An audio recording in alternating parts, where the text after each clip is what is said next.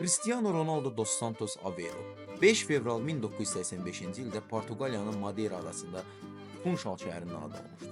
O ilk dəfə 8 yaşında Andorinha adlı yerli komandada oynamağa başladı. Daha sonra o Nacional klubunda inkişaf etdi və gənc yaşlarında göstərdiyi bacarıqla diqqət çəkdi. 12 yaşında ikən Portuqaliyanın ən böyük klublarından biri olan Sporting Lisabonun akademiyasına qoşuldu. Ronaldo 2002-ci ildə Sporting Lisabonun əsas komandasında debüt etdi. 2003-cü ildə Sporting ilə Manchester United arasında keçirilən bir dostluq oyununda Ronaldo Alex Fergusonun diqqətini cəlb etdi. Bu oyundan sonra Manchester United'a transfer etdi. Ronaldo Manchester United'a 2003-cü ildə qoşuldu və tezliklə dünyaca məşhur bir oyuncu çevrildi. Burada o bir çox uğura imza atdı. 2008-ci ildə FIFA tərəfindən dünyanın ən yaxşı futbolçusu seçildi. 3 dəfə İngiltərə Premyer Liqasını qazandı.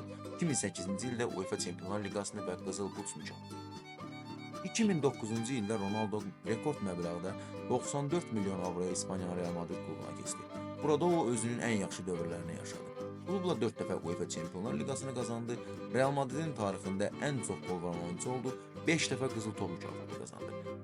2018-ci ildə Ronaldo İtaliyanın Juventus klubuna transfer oldu və buradakı 2 mövsümdə həm Serie A çempionluğu qazandı, həm də komandasının ən məhsuldar oyuncusu oldu. 2021-ci ildə Manchester United-ə geri döndü, lakin ikinci dövrü əvvəlki qədər uğurlu olmadı.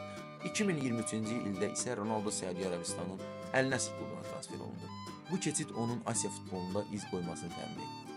Futbola qlobal təsirini genişləndirdi. Ronaldo özünün ciddi iş rejimi və intizamı ilə məşhurdur.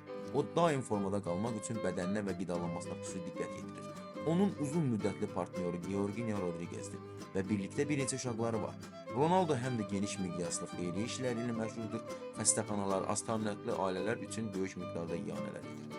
Cristiano Ronaldo futbol tarixinə ən böyük oyunculardan biri kimi düşüb və onun həyat hekayəsi milyonlarla insana ilham mənbəyi olub.